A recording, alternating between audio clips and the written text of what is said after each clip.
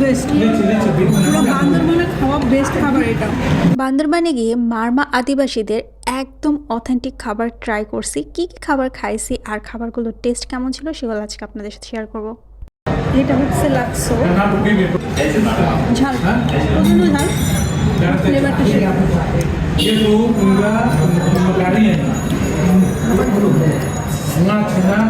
এটা আসলে অনেক মজার একটা জিনিস।